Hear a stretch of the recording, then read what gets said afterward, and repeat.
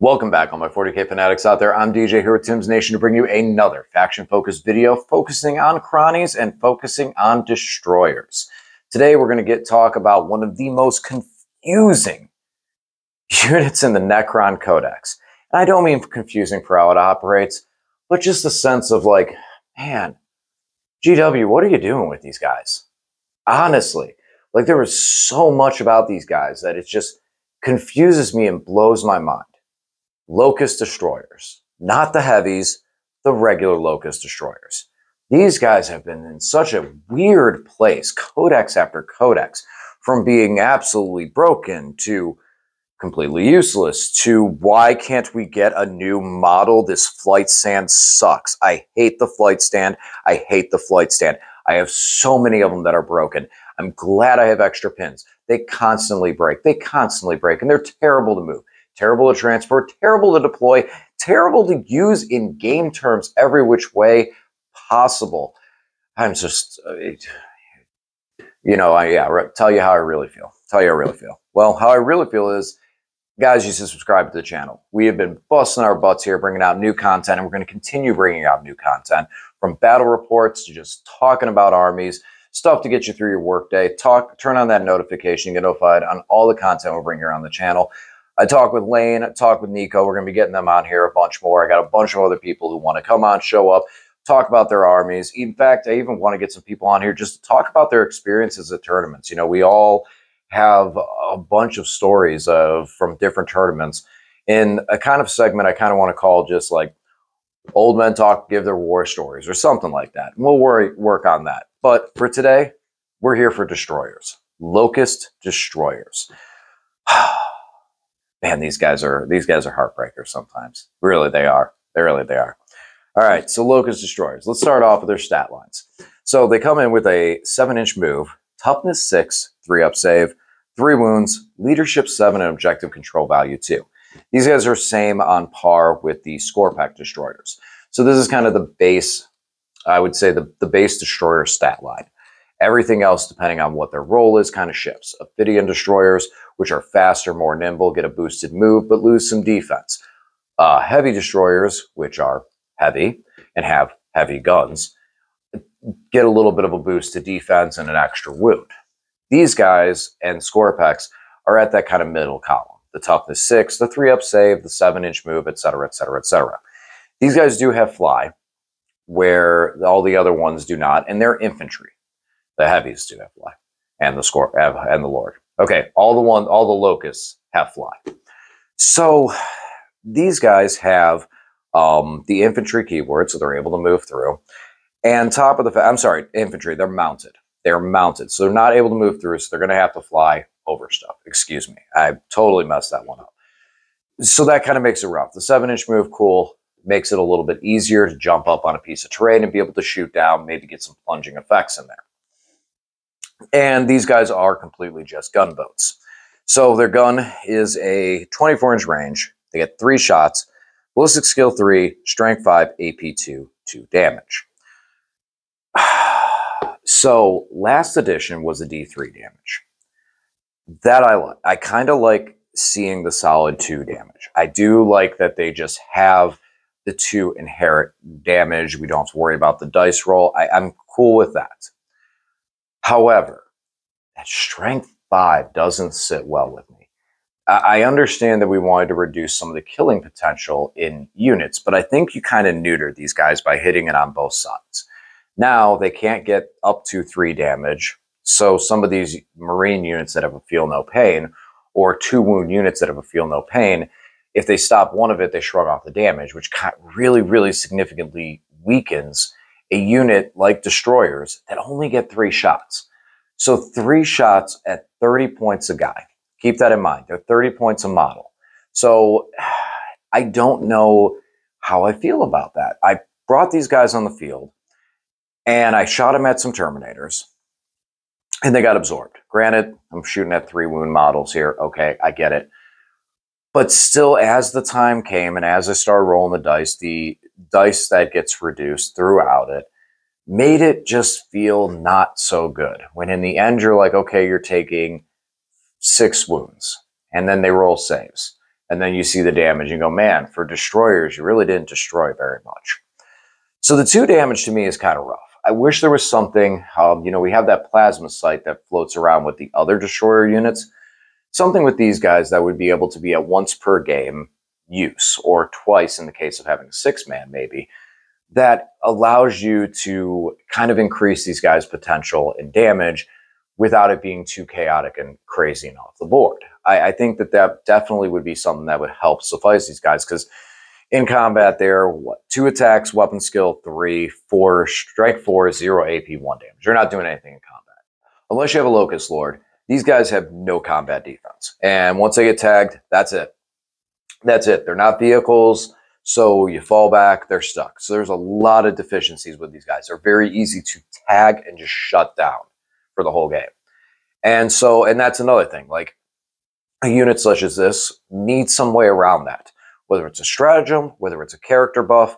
And I think that's kind of a miss where the Locust Lord comes into this. I think the Locust Lord should be able to grant them some way to be able to fall back and shoot, maybe once per game. You know, maybe that, you know, almost like maybe almost a Tau effect, where that little plasma sight is able to allow the unit to fall back and shoot. I know I'm giving a lot of jobs to plasma sight because I do believe that these guys, I think that should be an auto thing for destroyers. And hopefully we'll see that. But right now, as it stands, the gun is just like right there. It's right there at being quality, but it's just something small is missing to turn it over. I don't want to see this thing get cranked over to 11. We don't need that. You know, I'm not asking for too much, but it's just slightly underwhelming. So let's talk about the abilities on these guys real quick. So they have the standard reanimation protocol, and then they have hardwired destruction. Each time a model in this unit makes an attack that targets the closest enemy unit, reroll hit rolls of 1. Okay, but that's it. That's it. You reroll hit rolls of 1. Like if you target the closest. Most of the time with a 24-inch range, you're probably going to target the closest unit. A lot of times. But that's all you get. Just reroll 1s. Yeah, if you have a Locust Lord leading them, they're hitting on 3s, so now they're hitting on 2s. So you're re-rolling the misses. Okay. The Locust Lord does give you hits of 5 up crit, and the gauze does have lethal damage. So that does kind of translate over into a better time for doing the lethal and get around the strength 5. Okay, that's decent, but we had to spend 85 points on a character to put with them. Now, the Locust Lord does do well with these guys because of the fact of the Resurrection Orb and stuff like that, but we'll talk about him in his video. It's not his turn. We're talking about these guys right now. But you can't talk about him without talking about the Locust Lord, because the Locust Lord does give the 5 up crits for the lethal wounds, for the lethal hits, I'm sorry. So, but is that enough? I don't think so. I don't feel like that's enough. They dropped them down to 30 points. And now this squad is relatively cheap. But on top of all that, even though they're cheaper, they're on the flight bases, which means they're difficult to hide. So you're still going to lose some guys in the process. And they need to get closer, 24-inch range. So once they see something, they're going to get shot off the table fast. And when you cut that squad down from 6 down to 3, we're already looking at 3 shots apiece. You're taking it from, you're dropping them down to 9 shots. And yes, reanimation, et cetera, et cetera, et cetera. But right there on, it's just such depreciating factor that makes it really hard for these guys to compete elsewhere. And on top of that, once you get that shot at 24 inches and you put yourself that close, if you don't kill what you shot at with them, if it's not removed from the table, it probably is going to tag you by charging you, or charge something else and then tag you. You may have a Locust Lord, you may not. Locust Lord is not the all-and-all beater of worlds. He's not going to make that happen. He's going to do some damage, but he's not going to clear things out for the squad. And it's difficult to play the model pulling game because you have so few models. So it's not like you can break coherency and leave one model in combat. Against a strong player, they're going to charge your character and make sure that you can't break out of it. So the Locusts are going to get tagged and then not be able to shoot at all. So, and this is where now we get into the aspect, like I said at the beginning of the video, what is confusing about these guys. Because initially, yes, you look at them and you go, okay, so they're a shooting unit, but their shooting is not as good as some of the other stuff that we can bring. If you're looking for lethal hits, you honestly can get better output out of warriors and a plasmancer. Okay, so if you're looking for anti-tank, their bigger brothers, the heavy destroyers, are going to do better at that. If you're looking for stuff that can remove Marines and Terminators and stuff like that because of the 2 damage, or not even Terminators at 3 damage, once again, I'm going to redirect you over to the Doomsday Arc and the Doomstalkers, which have Blast and have 3 and 4 damage. So they're going to be able to take on those units and do significantly more damage for similar points. A 6-man squad is going to be 180 points for Lokhust, where a Doomsday Arc is just over 200 now, I think 210.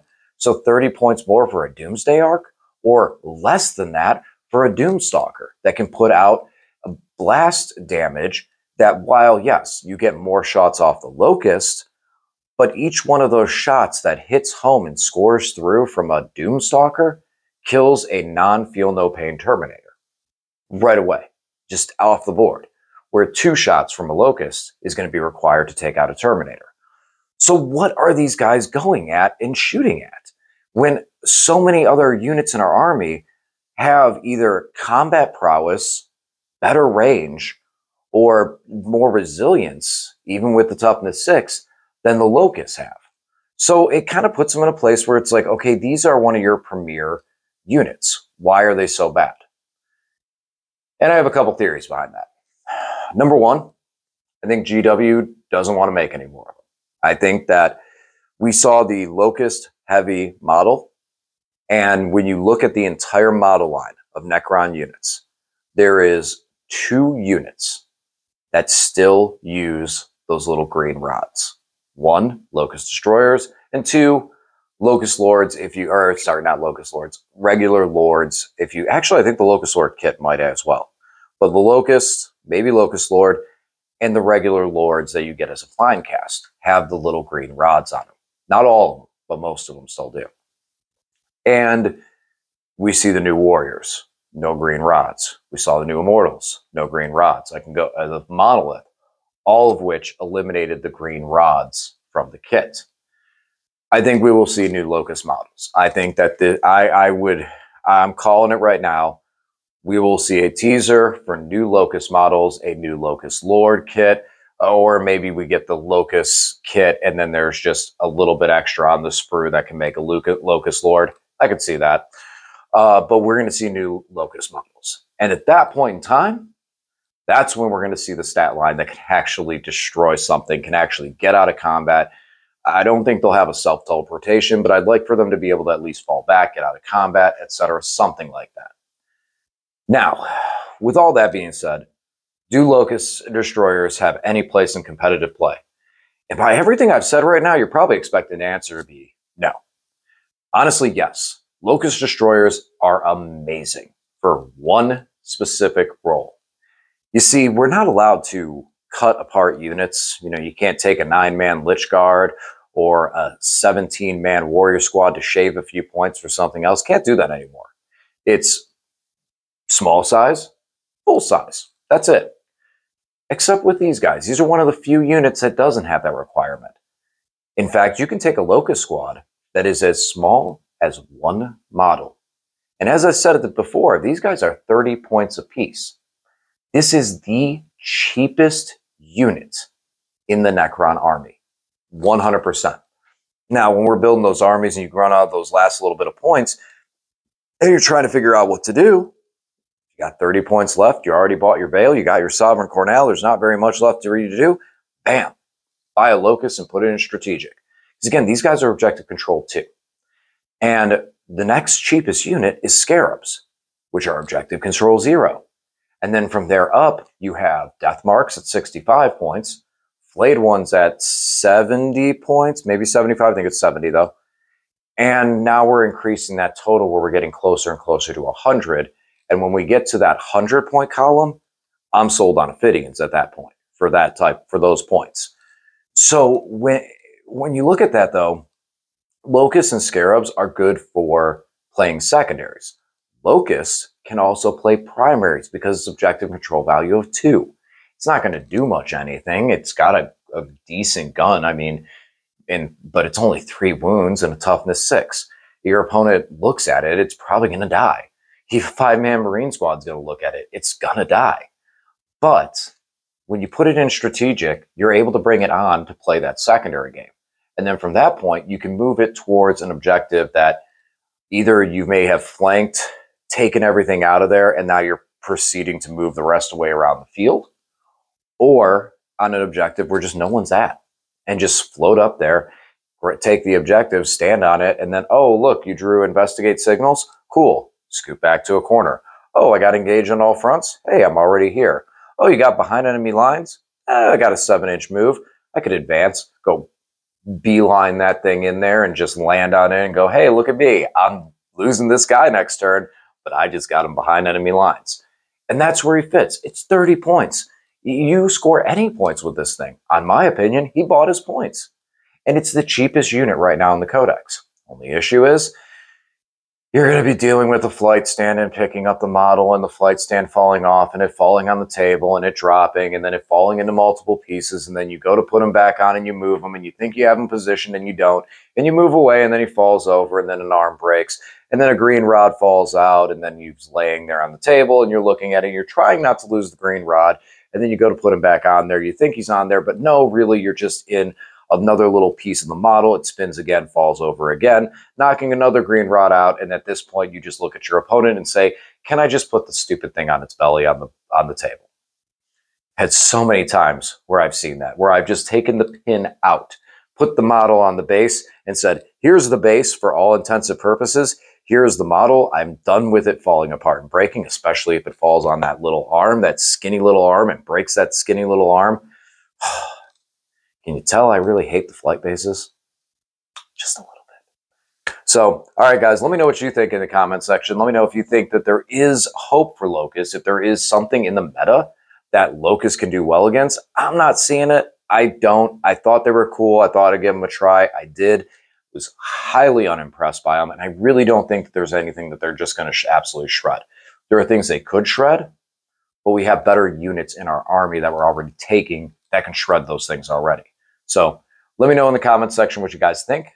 Please, again, turn on that bell for notification. I'm going to be running through all the all of the destroyer units, and then jump back over to the characters. And we'll talk to you again soon. Thanks for watching.